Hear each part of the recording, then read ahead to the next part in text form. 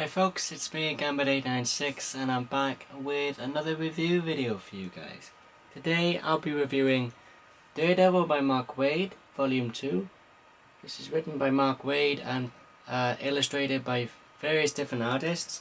We have Paolo Rivera, Emma Rios, Kano, and sorry, I'm blanking on this final artist name on the pronunciation.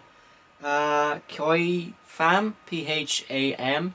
The second trade collects issues 7 through 10 and 10.1 of the most recent Daredevil series, which obviously Mark Waid is the writer.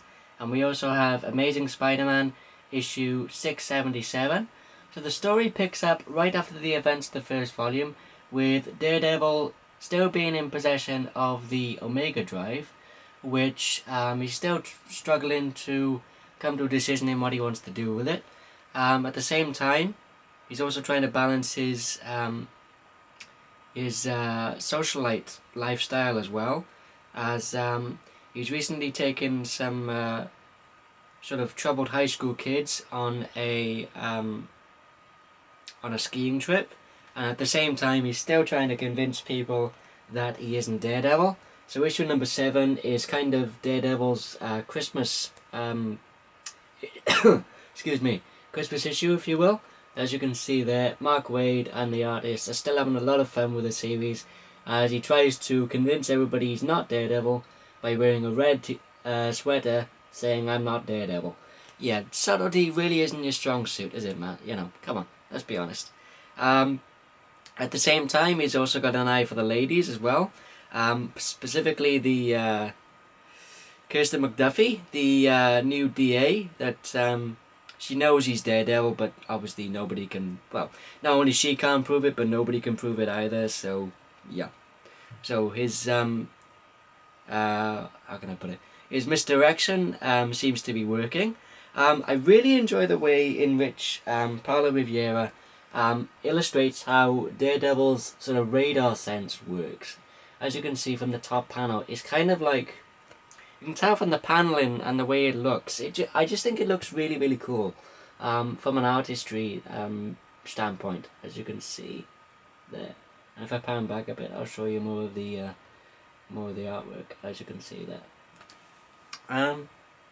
So as you can see, actually from the very first front cover of this trade, this is a fantastic looking cover to issue number 10.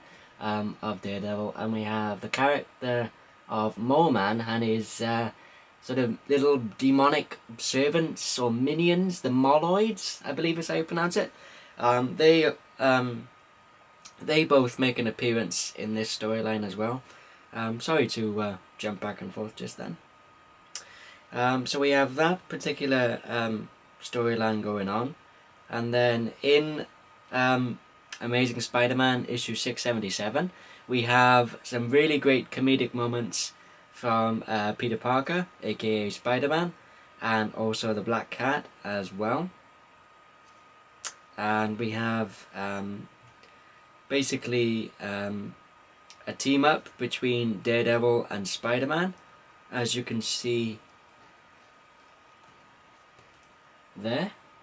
I think Mark Waid really does a great job of kind of playing up the kind of buddy comedy between these two, as you know, through most writers' runs on Daredevil, we've seen sort of snippets of Spider-Man here and there, and they often depict that Peter Parker and Matt Murdock really are kind of the best of friends, really. So we have kind of a really funny love triangle going on between Daredevil, Black Cat, and Spider-Man, as you can see from these two pages here and here. Daredevil is just a ladies' man. I mean, come on, he's probably the ladies' man of the Marvel Universe. He's a stud, you know. Yeah. I'm not going to spoil what happens, but there's some really great sort of reaction dialogue from Spidey when he sees a certain event happen. I'm not going to give that away. You just have to read it for yourselves. There's also some really great action scenes in this, and also how Matt Murdock uses his advantage, well, his senses and his environment to the advantage. As you can see, he's swung his billy club into the propeller of this helicopter, and it's obviously spinning around in circles, hitting these guys over the head, which I thought was a really, really cool moment. So yeah, what else do we have here happens in this storyline? We have somebody very, very personal to Matt Murdock goes missing during this storyline. I'm not going to give away who that is, you just have to read it. I think all of the artists on these issues in this trade do a really, really great job, but I do think that Paolo Rivera's artwork is probably my favourite of the all three, but that's just a personal preference. Let me just show you this really great double page spread. Here is this page, as you can see, and then there's that page. Really, really great double page spread of artwork by Paolo Rivera.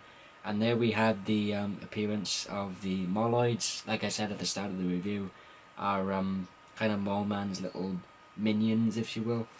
And then we have the... let me see if I can find a good page.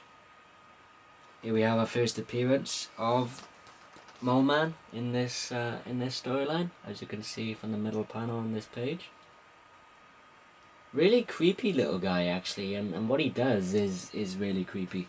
And there's some great action scenes between him and Daredevil as well. Also, Black Cat is working her own angle as well in this storyline. There's a lot of really great action scenes in this, particularly, like I said, the fight scene and the dialogue exchanges between Mole Man and Daredevil. Mark Waid is just doing a fantastic job still on this series. And issue 10.1, we have, who does the art on 10.1? Let's see. Khoi Pham does the artwork on 10.1. Again, really, really good artwork, and it does what a 0.1 issue is apparently supposed to do in the context of the 0.1 issues that Marvel release every so often. It catches the reader up on the current events of the storyline, and it does that really, really well, in my opinion.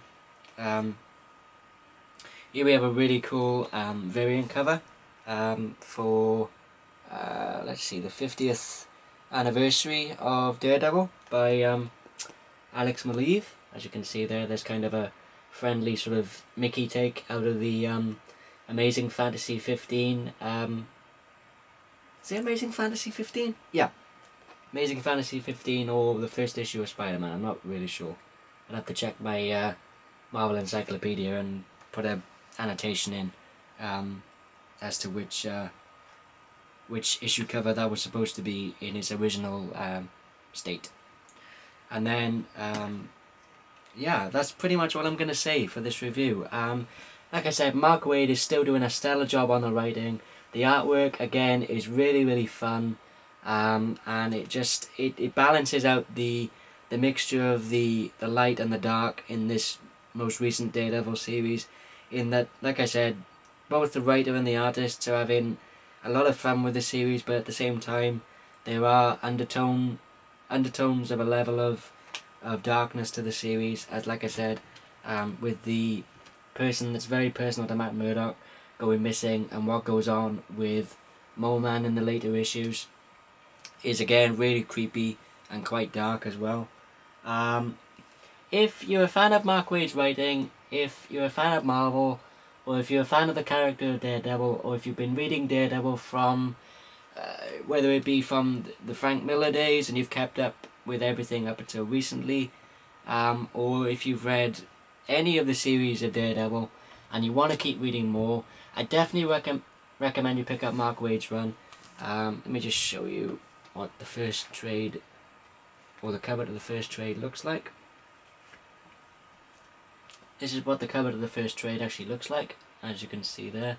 This might look like a library book to some people, because of the cover that I have on my trades, as I want to keep my trades in the most pristine and best condition possible, but as you can see there, there's no library card in there or barcode or anything, so this is my own copy. I just have it in a protective life jacket that are actually library issue. Actually, they I got it from the same distributor that the libraries actually get it from, around by me. So yeah, so that was the cover of the first trade of Daredevil. Put that over there.